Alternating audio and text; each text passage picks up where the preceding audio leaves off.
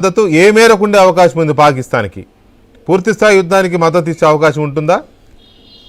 Very brief గా ఉంటుందని నేను భావిస్తున్నాను. ఎందుకంటే ఈ రోజు అమెరికా మద్దతు అటు ఇటుగా ఉంది, పాకిస్తాన్కి రష్యా మద్దతు లేదు. రష్యా మన వైపే ఉంది, అమెరికా న్యూట్రల్ గా ఉంటుంది, ఎంతో కొంత భారతదేశానికి సపోర్ట్ గా ఉంటుంది. ఇప్పుడు China is a very strategic partner for Pakistan.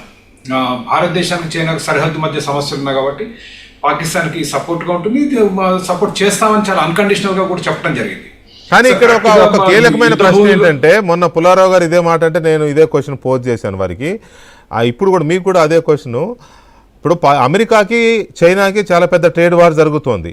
America తన ఇండస్ట్రీస్ని అక్కడి నుంచి విత్డ్రా చేసుకుంటోంది, వీళ్ళు అక్కడి నుంచి విత్డ్రా చేసుకుంటున్నారు. మొత్తం అసలు ట్రేడ్ ఇది అయిపోయింది కదా, ఇద్దరి మధ్య చాలా పెద్ద పీక్ స్టేజ్కి వెళ్ళిపోయింది అది. ఈ పరిస్థితుల్లో భారతదేశం లాంటి ఒక అతిపెద్ద కన్జ్యూమింగ్ కంట్రీని చైనా దూరం చేసుకుంటుందా ఒక చిన్న పాకిస్తాన్ లాంటి దేశం కోసం?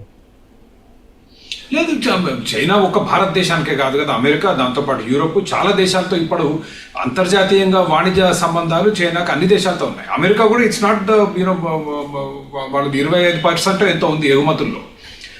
భారతదేశం ఆ మాత్రం కూడా ఉండదు. నేను అనుకోవటం 10% కంటే తక్కువ ఏది చైనా వస్తువులు భారతదేశానికి వచ్చాయి. కాబట్టి యుద్ధం అనేది దీర్ఘకాలికం కాదు, ట్రేడ్ అనేది దీర్ఘకాలికం, సంవత్సరాల తరబడి దానికి చూసేది. యుద్ధం ఏదున్నా వారం 10, 15 నెల 2 నెలలు. పాకిస్తాన్కి అంతకంటే శక్తి లేదు, అంతకంటే దాన్ని లాగలేదు. అన్లెస్ చైనా అన్కండిషనల్గా హెల్ప్ చేయి. ఇప్పుడు యుక్రెయిన్కి యూరోప్ ఏ విధంగా అయితే సహాయం చేస్తూ, ఆయుధాలు సరఫరా చేస్తూ, ఆర్థికంగా సహాయం చేస్తుందో, చైనా అంత దూరం వెళ్తే యుద్ధం సాగే అవకాశం ఉంది, ఎక్కువ కాలం డ్రాగ్ ఆన్ అయ్యే అవకాశం.